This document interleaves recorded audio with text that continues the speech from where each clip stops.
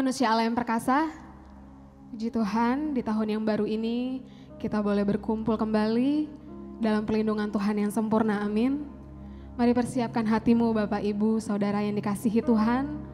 Kita akan memuji dan kita akan memuliakan nama Tuhan pada pagi hari ini. Mari teduhkan hatimu.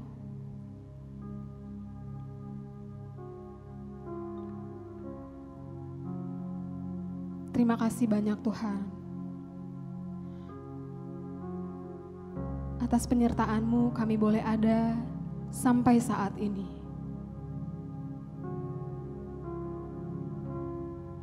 Karena firman-Mu yang menguatkan setiap kami. Karena firman-Mu sungguh hidup bagi setiap kami yang memegangnya. Terima kasih Tuhan Yesus.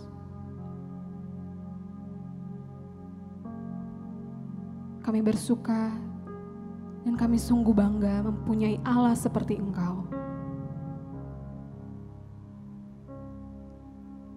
Terima kasih Tuhan.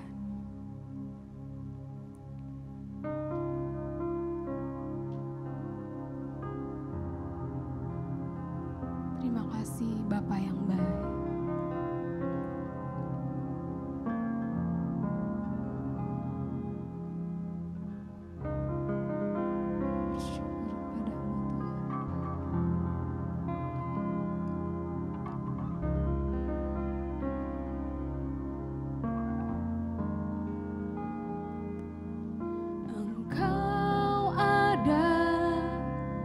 Bersamaku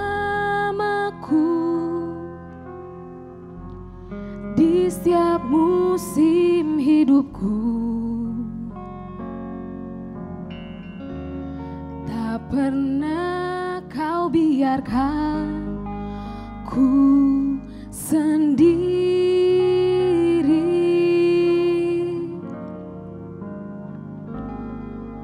Kekuatan di jiwaku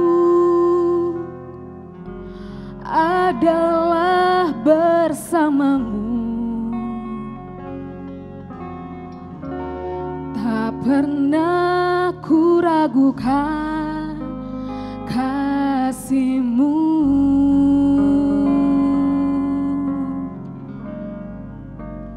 Bersama-Mu Bapa, ku lewati semua. Perkenanan-Mu yang teguhkan hatiku. Engkau yang bertindak, memberi pertolongan. Anugerah-Mu besar melimpah bagiku.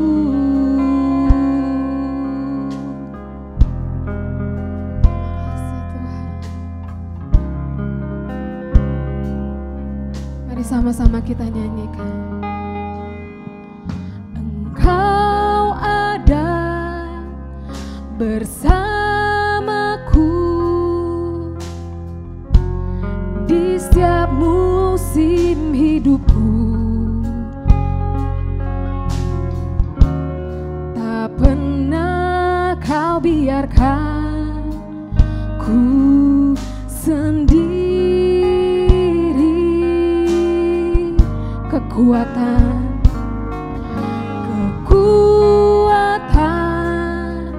di jiwaku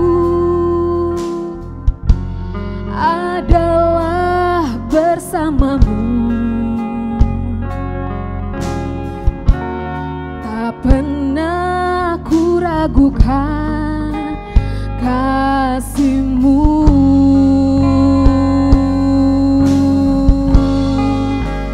Bersama-Mu Bapa,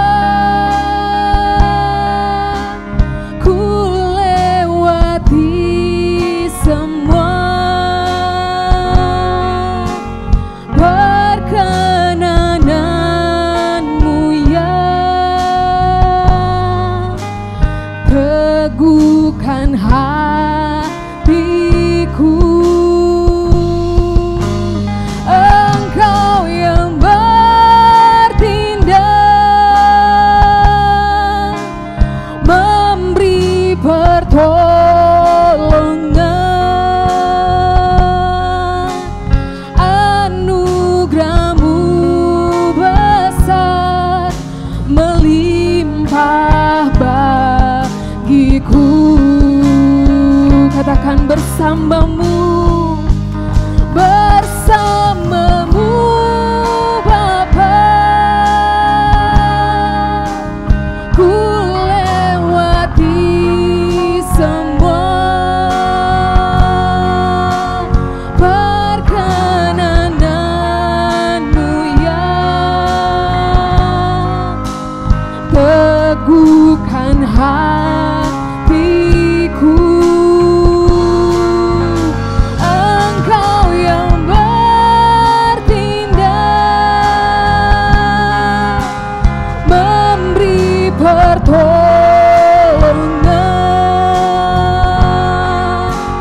Anugerah-Mu besar, melimpah bagiku. Hanya bersama-Mu Tuhan, bersama-Mu Bapa. Ku lewati semua perkenanan-Mu yang teguhkan hatiku. Engkau yang bertindak Tuhan, bertindak, memberi pertolongan. Terima kasih Tuhan, anugerah-Mu besar, melimpah bagiku.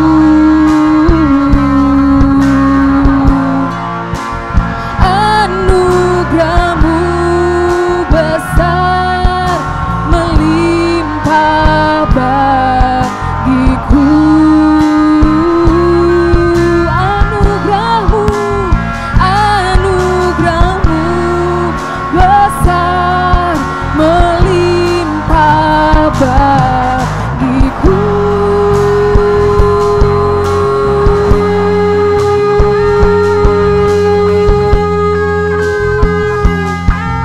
Anugerah-Mu sungguh besar Tuhan, di hidupku, di hidup kami. Haleluya. Terima kasih Tuhan, terima kasih Tuhan Yesus. Sungguh anugerah-Mu besar dan melimpah Tuhan. Haleluya.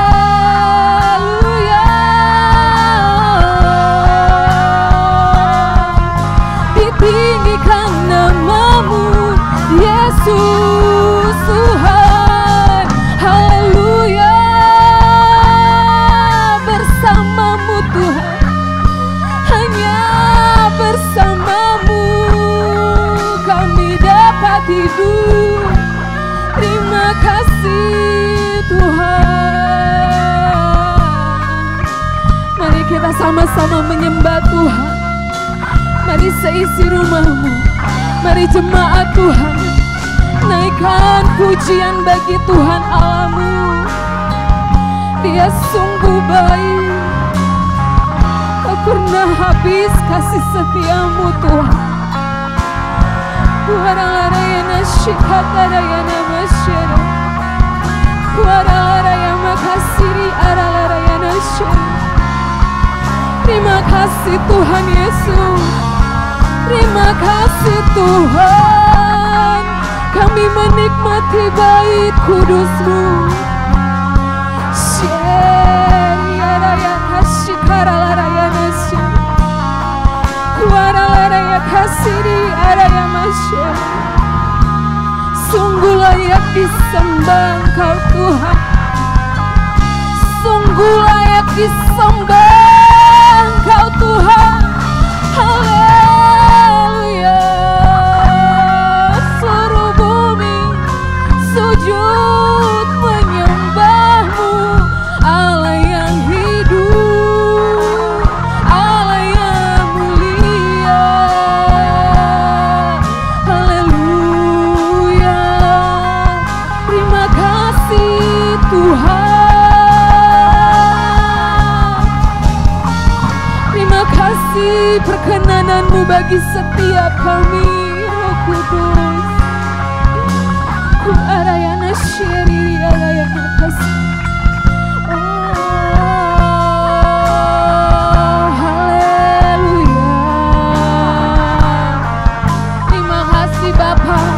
Mari menyembah di dalam rohnya. Kudus, kuduslah Tuhan Allah semesta alam, surga bumi penuh kemuliaan-Mu.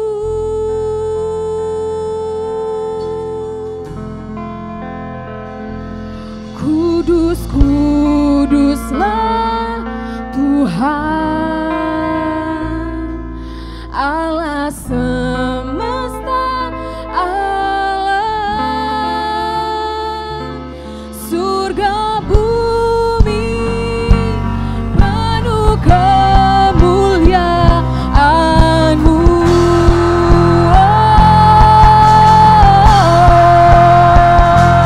Kudus, kuduslah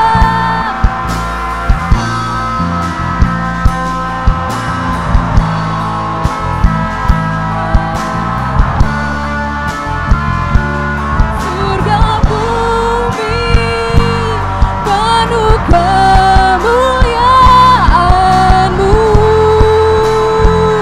Engkau yang kudus, kudus, kuduslah Tuhan Allah semesta alam, surga bumi penuh kemuliaan-Mu. Mari serukan, Engkau yang kudus Tuhan. Kudus, kuduslah Tuhan Allah semesta alam. Terima kasih Tuhan. Surga bumi penuh kemuliaan-Mu.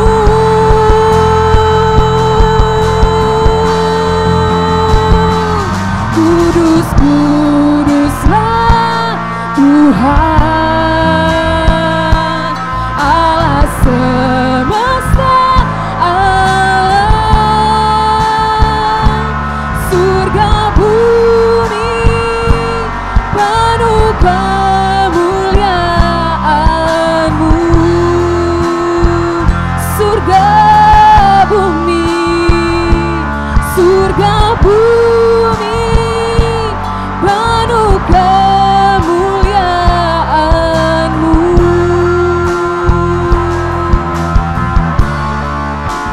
Surga bumi penuh kemuliaan-Mu.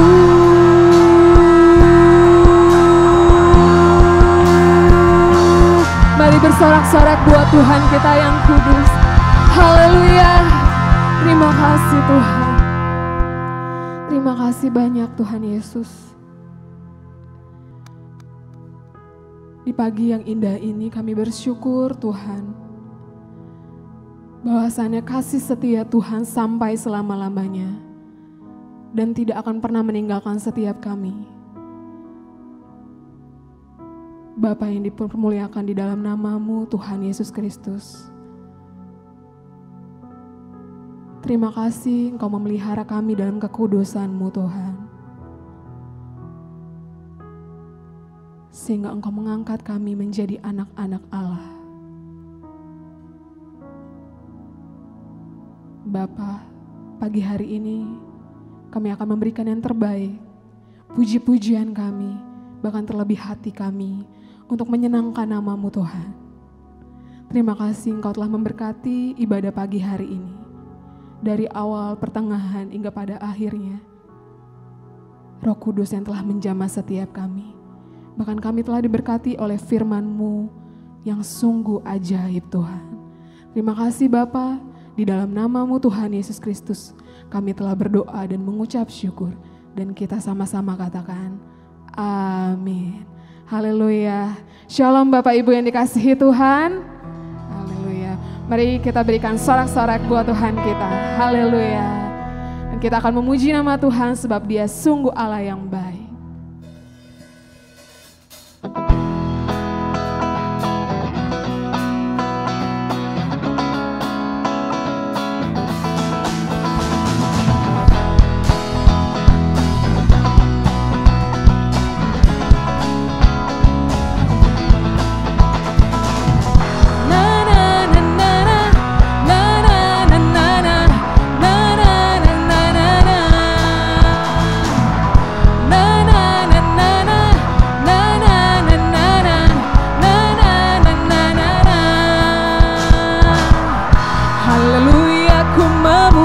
Tuhan, karena kasih-Mu tak berkesudahan. Amin. Biar bernafas memuji Sang Raja di atas gunung dan di dalam samudra. Tanganku ku angkat padamu, mensyukuri rahmat yang Kau beri. Kakiku melompat bagimu, sebab rahmat-Mu baru setiap hari. Amin. Bersyukurlah kepada Tuhan, sebab Dia baik, sebab Dia baik. Bahwasannya untuk selamanya, kasih setianya, kasih setianya.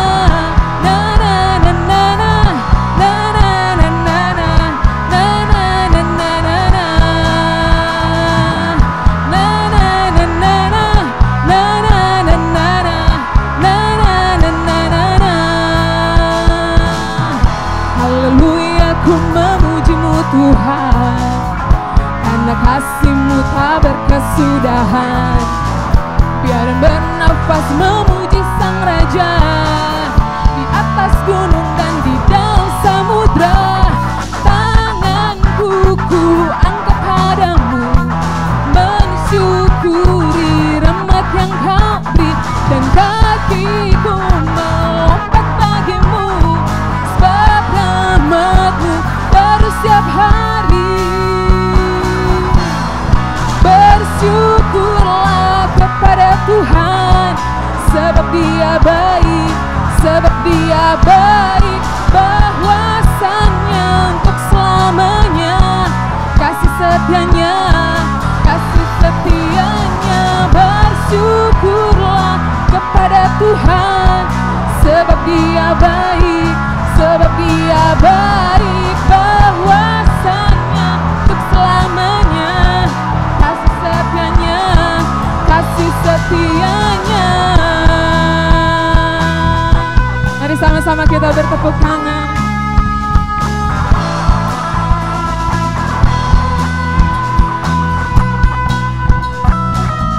Mari sama-sama kita angkat tangan kita. Tanganku ku angkat padamu, mensyukuri rahmat yang Kau beri. Kakiku melompat bagimu, sebab rahmat-Mu baru setiap hari. Mari sama-sama katakan.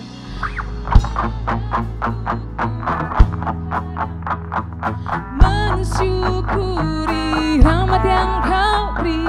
Kakiku melompat bagimu, sebab rahmat-Mu baru setiap pagi.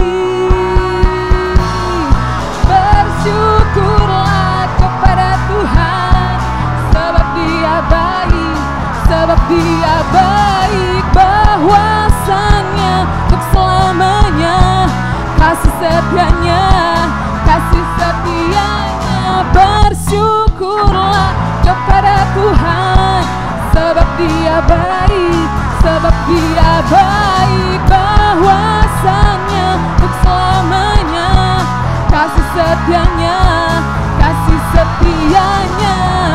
Na na na na na, na na na na na, na na na na na na.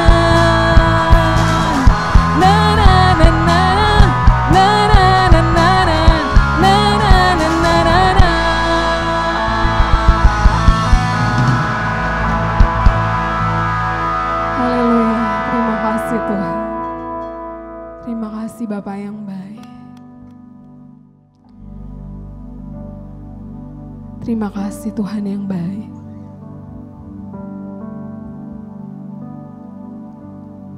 Terima kasih banyak.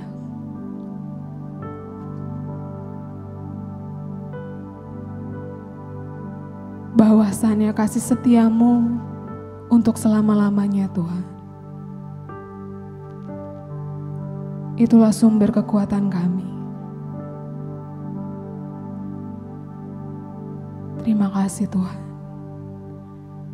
Kami tenangkan batin kami untuk merenungkan firman-Mu yang ajaib Tuhan. Firman-Mu yang mengubah setiap kami. Terima kasih Tuhan Yesus. Terima kasih Allah yang hidup. Kau selalu setia dalam setiap langkah hidupku. Hatiku percaya, amin, dalam setiap perkataanmu. Kau yang menggenapi,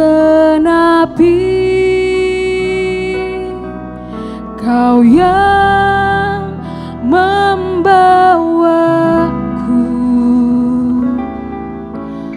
berdekapan kemurahan-Mu.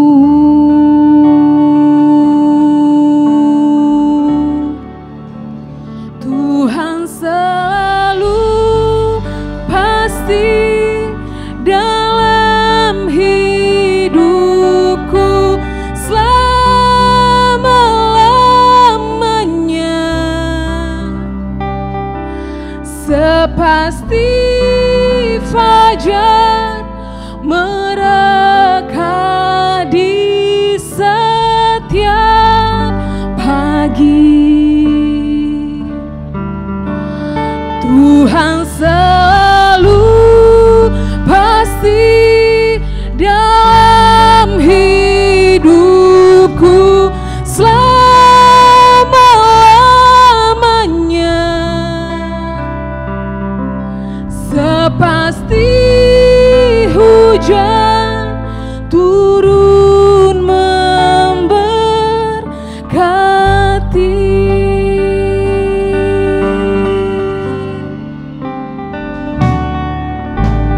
Kau selalu setia, amin, dalam setiap langkah hidupku. Hatiku percaya dalam setiap perkataanmu. Kau yang menggenapi, Kau yang membawaku dalam dekapan kemurahan-Mu.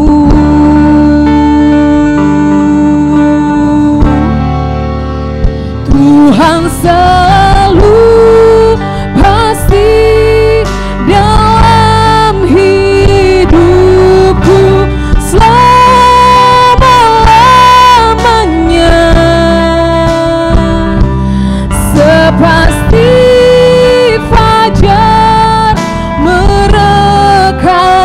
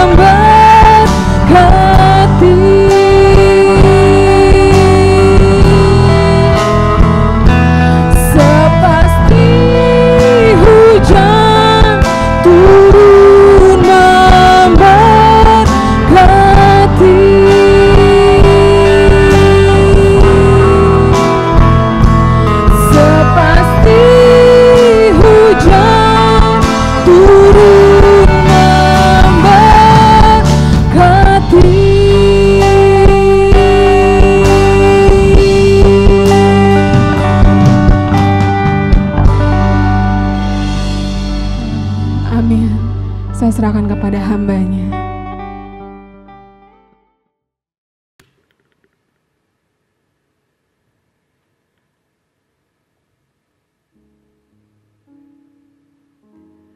Shalom manusia Allah yang perkasa. Puji Tuhan, di tahun yang baru ini kita tetap berada dalam keadaan yang sehat oleh karena berkat Tuhan.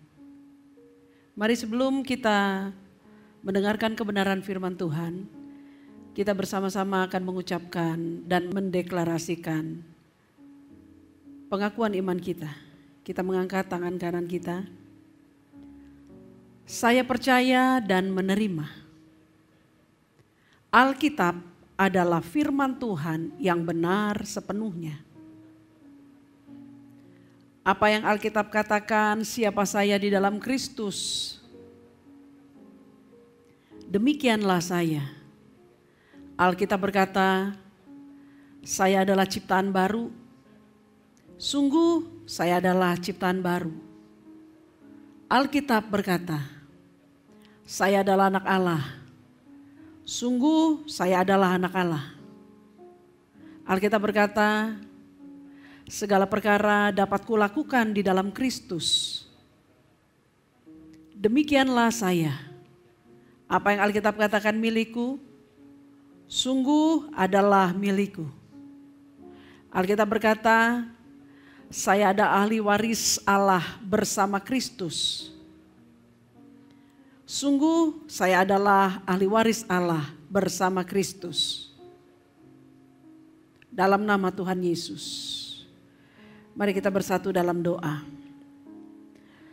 Bapa yang terkasih di dalam Tuhan Yesus Kristus,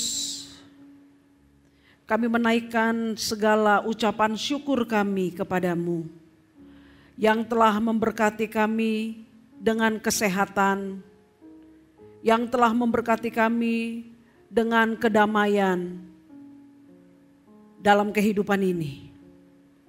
Untuk itu Tuhan, memasuki minggu-minggu awal tahun yang baru ini, Roh-Mu terus menuntun dan membukakan kepada kami rahasia kebenaran firman-Mu, sehingga kami dalam melewati tahun yang baru ini sungguh bisa melewatinya dalam terang pimpinan-Mu, sehingga setiap kehidupan kami anak-anak-Mu boleh diberkati oleh-Mu dalam pimpinan-Mu. Roh-Mu memberkati kebenaran firman-Mu pagi ini dalam nama Tuhan Yesus Kristus. Amin. Shalom manusia Allah yang perkasa. Memasuki awal tahun 2021 ini, bagi kebanyakan orang sungguh menjadi tahun yang agak berbeda dari tahun-tahun sebelumnya. Oleh karena setelah 10 bulan paling tidak, bangsa kita tercinta Indonesia ini dihantam pandemi corona atau COVID-19 yang membuat kehidupan masyarakat Indonesia tidak berjalan sebagaimana semestinya. Dan ketika kita kembali memasuki awal tahun yang baru ini, bukan cuma sekedar Indonesia tapi seluruh dunia digoncang dengan sebuah pemberitaan yang tidak terlalu menggembirakan. Ketika didapatinya varian baru dari virus COVID-19 ini yang menurut penelitian dinyatakan daya jangkaunya lebih cepat daripada virus COVID-19 di tahun yang telah kita lewati itu. Tentu saja berita ini membuat kita menjadi terhentak. Bayangkan saja di COVID yang lama saja sudah memakan korban yang tidak sedikit. Apakah lagi ketika munculnya varian baru ini yang dikatakan daya tularnya itu lebih cepat dibandingkan COVID-19 yang ditemukan di awal-awal. Namun toh ketika seluruh dunia, secara khusus Indonesia menghadapi pandemi corona yang menakutkan ini dalam tanda kutip. Kalau kita mau jujur melihat, ternyata tidak seluruhnya masyarakat Indonesia terlihat takut kepada COVID-19 ini. Tidak seluruh masyarakat Indonesia terlihat takut dengan COVID-19 ini. Cobalah perhatikan di jalan-jalan tertentu, di pemukiman padat penduduk, kita telah menemukan aktivitas masyarakat berjalan sebagaimana biasa, seolah-olah tidak ada wabah corona. Orang-orang berjualan seperti biasa, orang-orang duduk ngobrol bercengkrama seperti biasa. Jalanan diramaikan oleh pejalan kaki, pengendara, kendaraan bermotor dan sebagainya. Seolah-olah corona cuma ada di TV saja, tapi tidak di kehidupan keseharian orang. Padahal tentu saja hal ini tidak seperti yang saya katakan. Bahwa virus ini menyebar dan mematikan itu jelas, sangat jelas terjadi. Namun fenomena apakah yang bisa kita petik atau pelajari dari keadaan masyarakat seperti yang saya barusan katakan ini? Ketika saya mengatakan ternyata tidak semua orang takut kepada corona, dalam tanda kutip. Fenomena apakah yang kita bisa lihat dari situasi seperti ini? Apakah mereka tidak peduli dengan COVID? Ataukah orang lebih takut mati kelaparan daripada mati karena corona? Benar? Miris memang, tapi itulah kenyataan hidup yang sedang dihadapi oleh banyak orang. Secara khusus dalam kehidupan masyarakat kita. Dalam keadaan seperti ini, ada orang-orang mulai disadarkan untuk kalau bisa kita berbagi. Paling tidak kalau tidak bisa berbagi secara materi, mari kita berbagi secara semangat hidup. Mari kita memberikan kekuatan, mari kita mengirimkan doa antar sesama. Supaya dalam menjalani hidup di situasi seperti ini, kita bisa membuat orang atau menjadikan diri kita optimis, semangat, bahwa masih ada harapan di hari ke depannya. Atau bahwa semua kita akan baik-baik saja. Ketika saya mengatakan semua kita akan baik-baik saja, saya teringat dengan slogan iklan yang cukup populer di masa-masa lalu. Don't worry, be happy, begitu katanya. Jangan takut, berbahagialah. Semua akan baik-baik saja. Terdengar memang cukup bagus. Untuk membangkitkan sebuah rasa optimistis atau sebuah semangat dalam kehidupan ini. Tapi sayangnya ketika dipraktekkan ternyata kalimat saja tidak cukup untuk membuat kita terlepas daripada kekhawatiran hidup. Kalimat bagus tidak cukup untuk membuat kita terlepas dari kekhawatiran akan pemenuhan kebutuhan hidup di perjalanan kehidupan kita sehari-hari. Sehingga rasanya banyak kali kalimat bagus itu cuma sekedar menjadi slogan kosong tanpa arti. Namun dalam kebenaran firman Tuhan pagi ini, dalam berkat Tuhan di awal tahun yang baru ini, dalam keadaan yang serba tidak pasti di kehidupan ini, khususnya di tengah-tengah pandemi corona ini,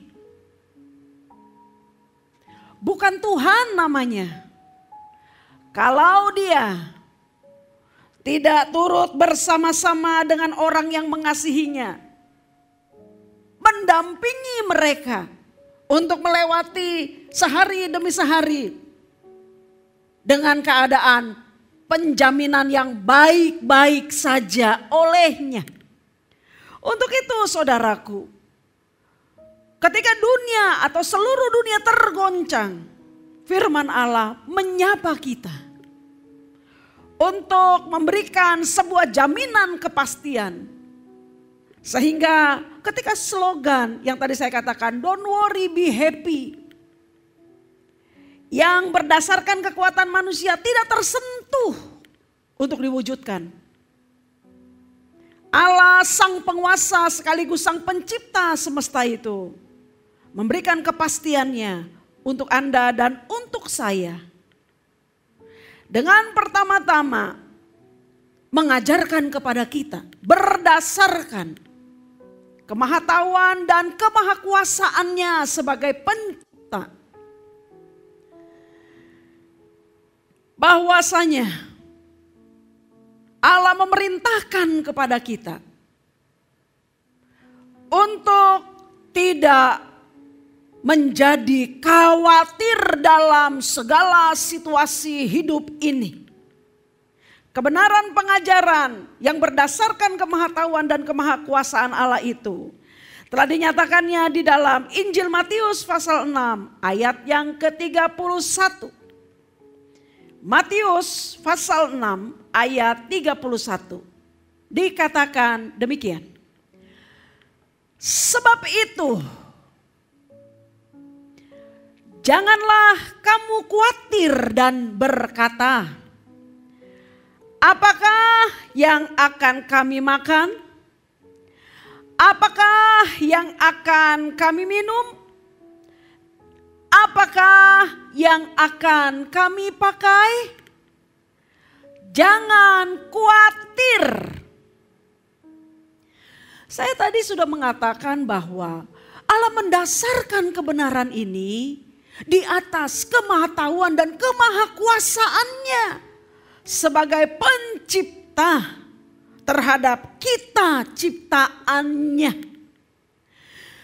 Apa yang telah dilarang Allah dalam kehidupan orang-orang percaya, yaitu Dia meminta kita untuk jangan pernah menjadi khawatir dalam menjalani kehidupan ini.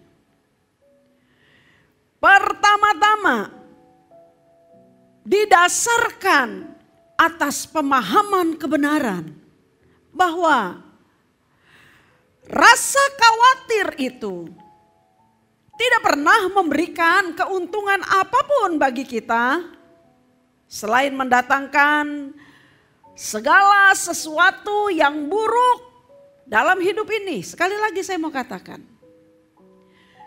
rasa khawatir tidak akan pernah dapat memberikan keuntungan apapun kepada kita selain daripada hanya mendatangkan segala sesuatu yang buruk dalam hidup ini. Dan Dia menyinggung di ayat 27 Matius pasal yang ke-6. Tuhan Yesus menyatakan kebenaran ini. Siapakah di antara kamu yang karena kekhawatirannya dapat menambahkan sehasta saja pada jalan hidupnya? mempersilakan kepada siapapun yang mau membantah kebenarannya. Yang mengatakan jangan khawatir tentang apapun juga. Sebab kekhawatiran memang tidak memberikan keuntungan apapun bagi kita. Kemudian dia melontarkan sebuah kalimat. Siapa di antara kamu yang ketika mempunyai kekhawatiran dalam hidupnya bisa menambah sehasta saja pada jalan hidupnya? Ini kan cuma sekedar sebuah pernyataan simbolis untuk menggambarkan maksud yang dia ingin supaya kita mengerti bahwasanya sungguh kekhawatiran itu yang tidak memberikan keuntungan apa-apa dalam kehidupan kita sebagai orang yang percaya kepadanya. Ternyata keberadaannya telah terlebih dahulu menguras waktu, pikiran, tenaga, perasaan, emosi dari seluruh keberadaan hidup kita. Padahal dia tidak membawa untung apapun. Keberadaannya begitu merugikan. Kemudian ketika ada orang mau menyanggah atau ketika kita berkata bahwa iya sih saya tahu khawatir itu memang tidak ada manfaatnya. Tapi kan, ini kalau udah tapi kan ini agak berbahaya saudara. Tapi kan bagaimana mungkin saya tidak khawatir? Bagaimana mungkin saya tidak khawatir? Namanya juga manusia, kan selalu ada masalah. Itu biasanya kita kalau kita mau memberikan sebuah bantahan tuh seperti itu. Supaya orang bisa memahami atau mungkin Tuhan bisa memahami. Mengapakah saya khawatir? Karena begini-begini loh Tuhan. Namanya juga orang hidup pasti ada masalah lah, mana mungkin kita nggak khawatir. Jadi dalam pemikiran seperti ini kita menempatkan masalah sama dengan khawatir. Padahal tidak selalu demikian saudara. Bukankah sekalipun kita memiliki masalah, tapi kalau kita punya jalan keluarnya tentu kita tidak akan khawatir. Benar? Maka masalah tidak selalu sama dengan khawatir. Asal kita punya jalan keluarnya. Yang khawatir adalah mereka yang tidak tahu bagaimana cara mengatasi, tidak punya jalan keluarnya. Benar? Maka mereka baru bisa menjadi khawatir. Padahal kalau kita mau berpikir jernih kembali. Ketika kita tidak menemukan jalan keluarnya, harusnya bukan kekhawatiran yang diundang dalam pikiran dan diri kita. Sebab ketika kita semakin khawatir, kita semakin tidak bisa menemukan apa jalan keluarnya, apa solusi dari permasalahan yang kita hadapi. Kan begitu. Sebab yang namanya khawatir itu artinya adalah bingung, cemas, gelisah, panik, resah. Itu arti khawatir. Kalau orang mengalami situasi seperti ini dalam menghadapi masalah, bagaimana mungkin dia bisa melihat jalan keluarnya secara baik dan secara benar? Justru ketika kita tidak tahu bagaimana cara mengatasinya, yang dibutuhkan adalah menenangkan hati ini, menenangkan diri ini, bukan khawatir. Sebab kekhawatiran memang tidak bisa mendatangkan kebaikan apapun dalam kehidupan kita. Itu sebabnya salah satu pepatah Swedia memberikan sebuah pernyataan untuk mengomentari betapa khawatir itu adalah sesuatu yang sangat merugikan. Dikatakan begini, khawatir sering kali memberikan bayangan besar pada masalah yang kecil. Dia memberikan bayangan yang besar kepada masalah yang kecil. Sehingga orang-orang khawatir jangankan menyelesaikan masalah. Maju selangkah pun untuk membuat penyelesaian terhadap masalah dia nggak sanggup. Kenapa? Dia sudah dihantui terlebih dahulu dengan betapa hebatnya masalah yang dia hadapi. Sekalipun masalah itu hanya kecil saja. Untuk itulah saudaraku yang diberkati Tuhan Yesus Kristus. Allah di dalam Tuhan Yesus Kristus dengan sangat tegas memberikan larangannya kepada semua orang yang percaya kepadanya. Jangan pernah khawatir. Kedua, ketika Tuhan memberitahukan kepada kita pelarangan terhadap kekhawatiran dalam kehidupan ini, dia memberitahukan kebenaran selanjutnya kepada kita. Bahwa ternyata memiliki hidup jauh lebih penting daripada memiliki segala kebutuhan hidup yang menunjang hidup itu. Saya ulangi ya. Bahwa ternyata memiliki hidup jauh lebih penting daripada memiliki segala kebutuhan hidup yang menunjang hidup itu. Kan biasanya khawatir itu berangkat dari segala sesuatu berkaitan dengan kebutuhan hidup kita di dalam dunia ini. Untuk itu pengajaran Tuhan Yesus ketika dia mengatakan kepada orang yang percaya kepadanya, jangan khawatir akan hidupmu. Dia memberitahukan kepada kita setelah dia memberikan larangan itu. Hidup itu jauh lebih penting daripada kebutuhan untuk menunjang hidup itu. Ini sama sekali tidak hendak mengatakan kepada kita bahwa kita nggak perlu semua kebutuhan-kebutuhan hidup untuk menunjang hidup ini. Bukan. Ini tidak sama dengan memberitahukan kepada kita kalau begitu kita nggak butuh makan, minum, pakai dan sebagainya. Bukan.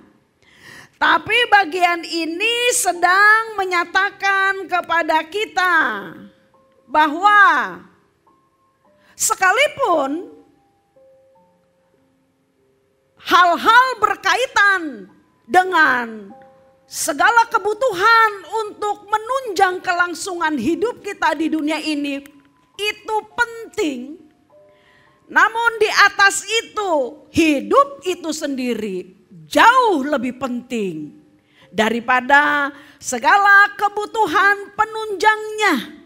Jadi di sini yang hendak dinyatakan Allah kepada kita adalah jangan memberi nilai yang salah terhadap hidup dan kebutuhannya. Sehingga keduanya menjadi rancu dan kita bingung membedakan manakah yang utama, manakah pendampingnya. Itu maksudnya. Untuk itu ayat 25 pasal 6 Injil Matius berkata begini kepada kita. Karena itu aku berkata kepadamu, janganlah khawatir akan hidupmu. Nah, perhatikan baik-baik. Akan apa yang hendak kamu makan atau minum. Dan janganlah khawatir pula akan tubuhmu. Akan apa yang hendak kamu pakai. Bukankah hidup itu lebih penting daripada makanan? Dan tubuh itu lebih penting daripada pakaian? Nah, logika berpikirnya sederhana saja saudaraku.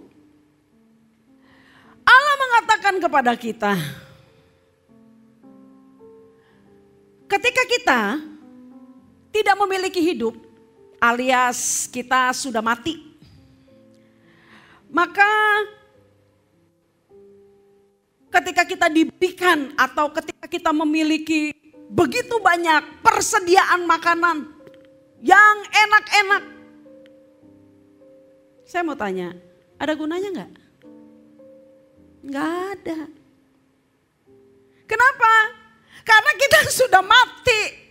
Kita tidak akan bisa menikmati makanan itu sebanyak apapun. Kalau ini bicara makanan ya.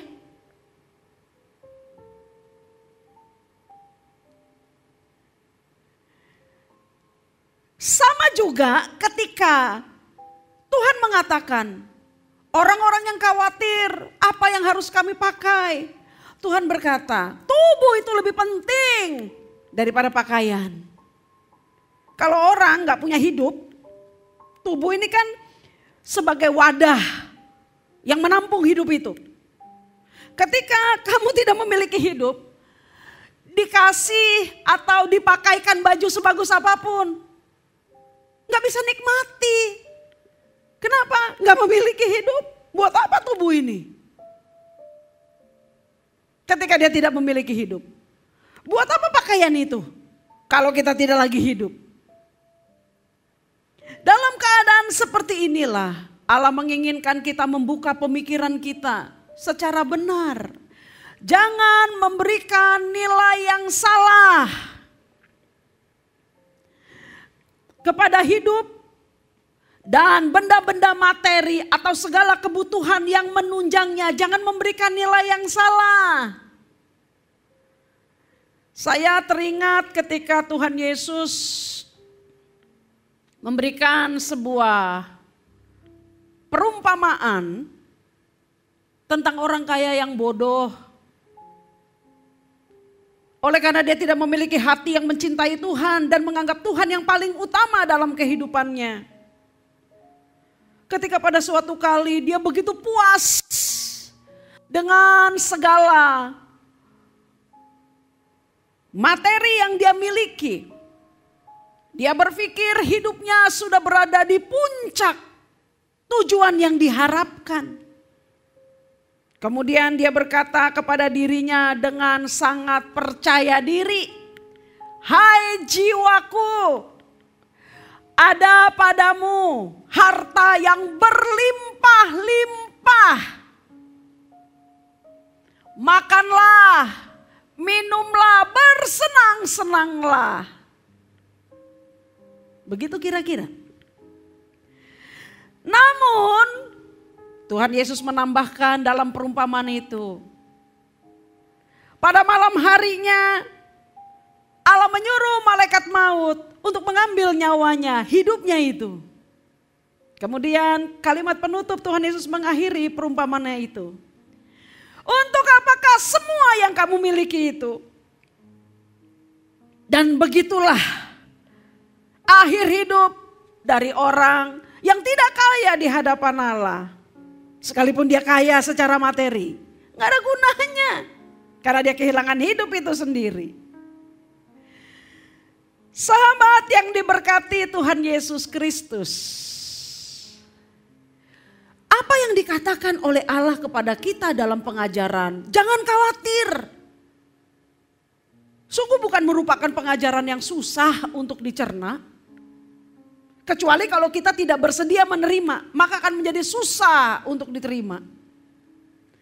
Sebab kalimat-kalimat yang diberikan Tuhan Yesus dalam pengajaran jangan khawatir ini adalah kalimat-kalimat manusia sederhana pada umumnya yang bisa dimengerti oleh semua orang. Hidup itu lebih penting daripada kebutuhan yang menunjangnya. Tubuh itu lebih penting daripada pakaian yang menutupi tubuh. Dengan demikian secara sekaligus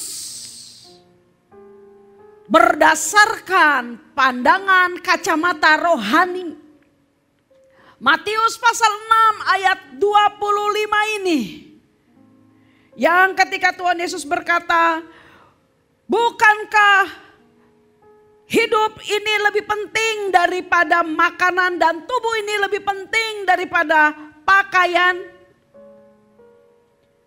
Tuhan Yesus memberitahukan kepada kita dengan sangat tegas berkaitan dengan jaminan berkatnya sebagai pencipta terhadap ciptaan yang bergantung kepadanya. Allah ingin mengatakan kepada kita, kalau hidup ini saja sebagai sesuatu yang sangat penting dalam kehidupan kita ini telah diberikan Allah kepada Anda dan kepada saya, masakah Allah tidak juga memberikan makan, minum, pakai untuk menunjang hidup ini? Kalau Tuhan sudah berikan tubuh ini, masakah Dia berkeberatan untuk juga memberkati kita dalam hal pakaian untuk menutupi tubuh kita? Bahasa sederhananya, kalau yang utama saja Allah sudah berikan kepada kita, masakah Dia tidak berkenan untuk memberikan pendampingnya juga kepada kita? Itu kan tidak mungkin. Namun sekalipun demikian, dalam kesabaran Allah yang luar biasa kepada kita umatnya, Dia toh bersedia memberikan sebuah penjelasan dalam perumpamaan yang sangat sederhana, supaya kita bisa memahami dengan jelas betapa Dia sangat memperhatikan kita, sehingga kita tidak perlu lagi bertempur dalam hidup ini dengan menggendong kekhawatiran di setiap langkah hidup kita. Tuhan Yesus mengatakan kepada kita, pandanglah burung-burung di langit yang tidak menabur dan tidak menuai dan tidak mengumpulkan bekal dalam lumbung, namun diberi makan oleh Bapamu yang di sorga. Bukankah kamu jauh melebihi burung-burung itu? 28. Dan mengapakah kamu khawatir akan pakaian? Perhatikanlah bunga bakung di ladang yang tumbuh tanpa bekerja dan tanpa memintal. 29. Namun aku berkata kepadamu, Salomo dalam segala kemegahannya pun tidak berpakaian seindah salah satu dari bunga itu. 30. Jadi jika demikian Allah mendandani rumput di ladang yang hari ini ada dan besok dibuang ke dalam api, tidakkah Ia akan terlebih lagi mendandani kamu, hai orang yang kurang percaya? Sampai di sini perkataan Tuhan Yesus mengingatkan saya pada peristiwa penciptaan dunia dan isinya. Secara khusus Anda dan saya sebagai manusia yang sangat dikasihinya. Yang ditulis dalam Kejadian pasal 1 ayat 1 dan seterusnya. Di sana disaksikan dengan sangat jelas peristiwa bagaimana Allah menciptakan langit, bumi, dan segala isinya. Ayat Kejadian 1 ayat 1 dan ayat 2 mengatakan begini. Pada mulanya Allah menciptakan langit dan bumi. Bumi belum berbentuk dan kosong. Gelap gulita menutupi samudra raya. Dan roh Allah melayang-layang di permukaan air. Anda sudah mendengar dengan baik, saudara? Bumi belum berbentuk dan kosong. Gelap gulita menutupi samudra raya. Dan roh Allah melayang-layang di atas permukaan air. Belum ada bentuknya. Masih belum ada bentuknya. Kemudian ayat 3, ayat 4 dan selanjutnya. Dalam kitab Kejadian pasal 1 diberitahukan. Hari pertama kemudian Allah menciptakan. Hari kedua kemudian Allah juga menciptakan. Hari ketiga Allah juga kemudian menciptakan sampai hari ke-6. Namun saya tidak menemukan dalam keadaan bumi yang masih belum berbentuk, kosong, gelap gulita. saya tidak menemukan di hari pertama ketika Allah menciptakan itu. Dalam keadaan bumi yang seperti itu, saya tidak menemukan Allah menciptakan manusia di hari pertama. Demikian juga saya tidak menemukan Alkitab memberitahukan kepada kita Allah menciptakan manusia di hari yang kedua. Pun di hari yang ketiga, juga di hari keempat dan kelima. Hari pertama sampai dengan hari yang kelima, Alkitab memberitahukan kepada kita dengan sangat jelas. Allah menciptakan segala sesuatu yang berkaitan dengan penunjang kebutuhan hidup si manusia itu kelak. Setelah segala sesuatu diciptakan, barulah di hari yang ke-6 Alkitab memberitahukan kepada kita. Allah menciptakan manusia menurut gambarnya. Barulah hari yang ke-6 Alkitab memberitahukan kepada kita.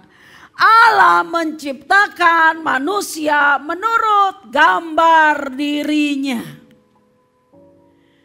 Apa yang bisa kita katakan membaca peristiwa kejadian alam semesta ini yang diciptakan oleh Allah? Kecuali kita menemukan sebuah kebenaran penting dalam takjub kita kepada Allah. Bahwa penciptaan manusia pada hari ke-6 adalah merupakan ide pemikiran sempurna dari pribadi Allah Sang Pencipta.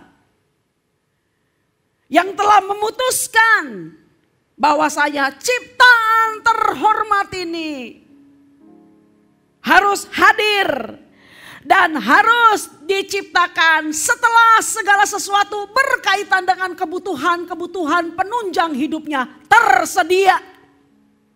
Makan, minum, pakai tersedia. Bagaimanakah kita bisa meragukan pemeliharaannya? Bagaimanakah ketika kita menemukan kebenaran ini? Kita masih bisa meragukan ketika Allah berkata, jangan khawatir berkaitan dengan segala kebutuhan hidupmu. Bagaimanakah kita masih bisa meragukannya? Namun demikian, dalam kepanjang sabarannya, Allah masih memberitahukan kepada kita, menuntun kita. Supaya kita bukan cuma sekedar paham secara teori. Tetapi dia lebih menginginkan supaya pemahaman itu menjadi sebuah kesadaran dalam diri kita. Untuk membuat kita terlepas daripada kekhawatiran hidup. Dengan demikian saudaraku, Allah berkenan menyatakan kepada kita bagian selanjutnya dari pengajaran supaya kita jangan khawatir terhadap hidup ini. Hanya karena dia tahu bahwa kenyataan hidup yang dihadapi oleh orang yang percaya kepadanya, yang masih tinggal di muka bumi ini, memang berbicara terbalik dengan pernyataan kebenaran firman-Nya. Sebab dalam kehidupan ini bukankah orang merasa bahwa kekhawatiran adalah ekspresi wajar dari seorang manusia hidup dalam memperjuangkan segala kebutuhan hidup yang dibutuhkan di hidup ini. Pemikiran yang diberikan dunia kepada kita memang seperti itu isinya. Berdasarkan itulah Tuhan masih menjelaskan kepada kita. Untuk membenarkan pola pikir yang salah ini. Matius pasal 6 ayat 32. Dia mengatakan begini. Semua itu dicari bangsa-bangsa. Jangan lanjut dulu ya, berhenti dulu sampai sini.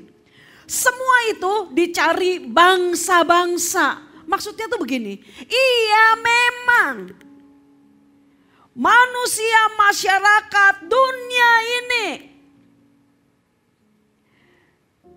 mencari makan, minum, pakai dengan semua kebutuhan pernak-pernik yang menyertainya dengan begitu giat. Dengan begitu luar biasa, bahkan tidak jarang mereka rela menukar hidup untuk memperoleh kebutuhannya. Menjual hidup yang berharga ini hanya untuk memperoleh makan, minum, pakai dan segala kebutuhannya. Namun kalimat berikutnya menjadi keterangan penting bagi kita. Ketika dikatakan semua itu dicari bangsa-bangsa, semua itu dicari bangsa-bangsa yang tidak mengenal Allah. Garis bawahi kalimat itu.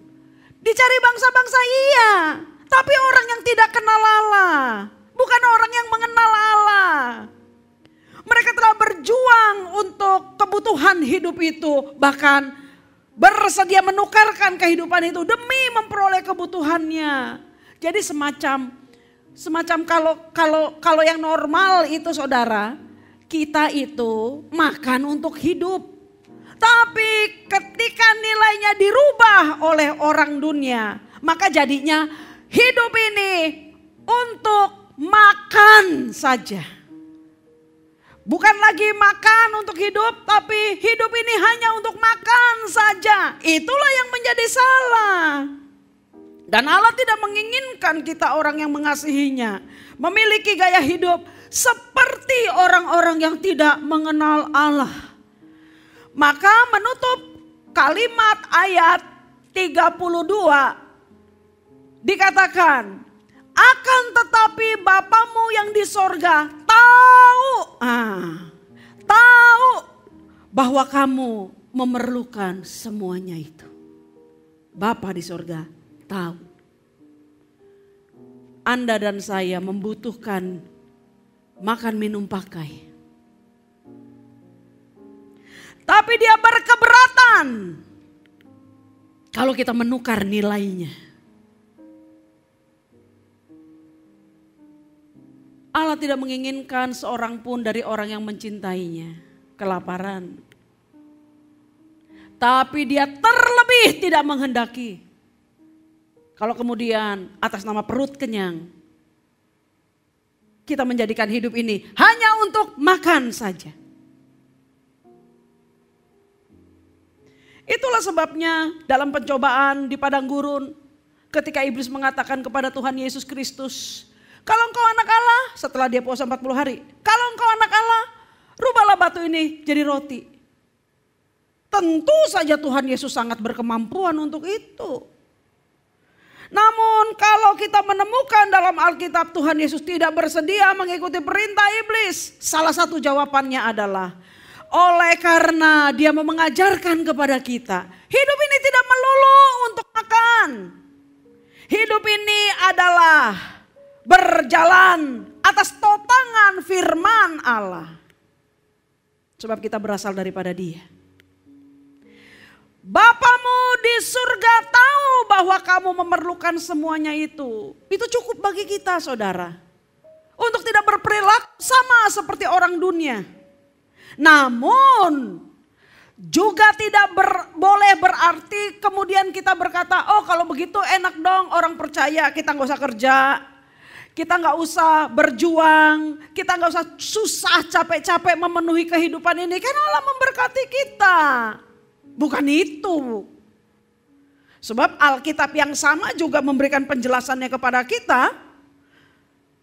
2 Tesalonika 3 ayat 10 dikatakan, sebab juga waktu kami berada di antara kamu, kami memberikan peringatan ini kepada kamu. Jika seorang tidak mau bekerja, janganlah dia makan. Allah gak suka orang males.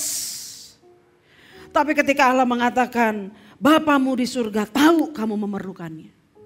Dia hanya ingin membenamkan kita dalam sebuah kesadaran. bekerjalah dengan sangat rajin sebagai tanggung jawab hidupmu. Berjuanglah memenuhi kebutuhan hidupmu tanpa pernah berputus asa.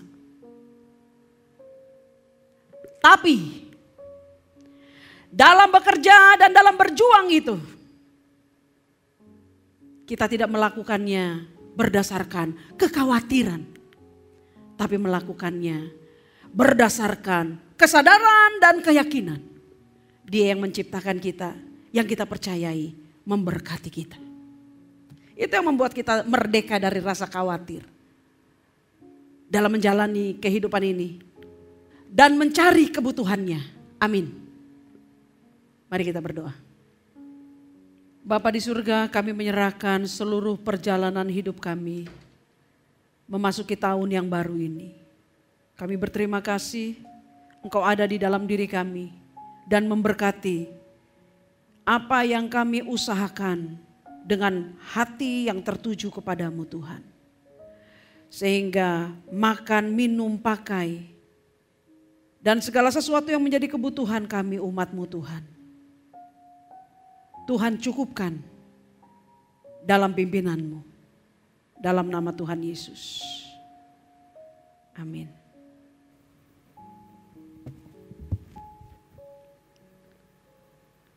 Shalom manusia Allah yang perkasa.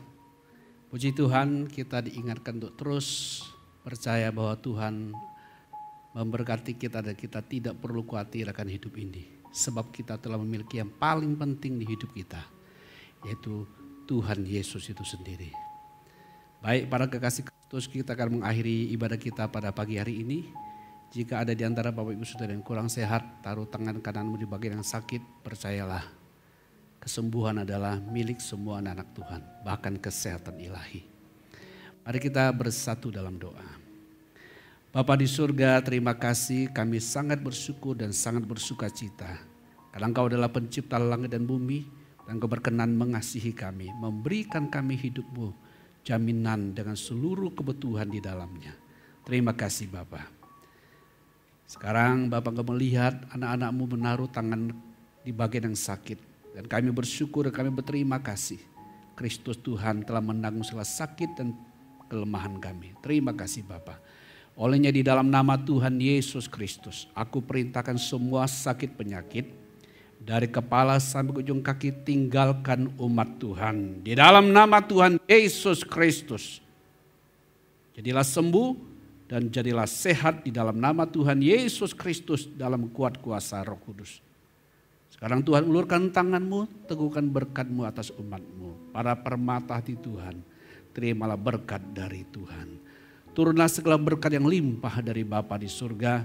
Anugerah Tuhan kita Yesus Kristus dan persekutuan dengan Roh-Nya yang kudus turun memenuhi roh, jiwa dan tubuhmu. Sungguh dikuatkannya rohmu, disegarkannya jiwamu, disehatkannya tubuhmu, diberkatinya rumah tanggamu, diberkatinya pekerjaanmu, diberkatinya studimu. Dimanapun engkau melangkah, engkau adalah saksi hidup bahwa Tuhanlah yang memelihara hidupmu. Dan saya nyatakan berkat ini sah di dalam nama Tuhan Yesus Kristus yang hidup. Haleluya. Amin. Amin. Para kekasih Kristus, tetap setia berpegang teguh kepada firman Tuhan dan bersekutu terus dengan Tuhan dan Roh-Nya yang kudus. Selamat bertemu di ibadah yang akan datang. Tuhan Yesus memberkati.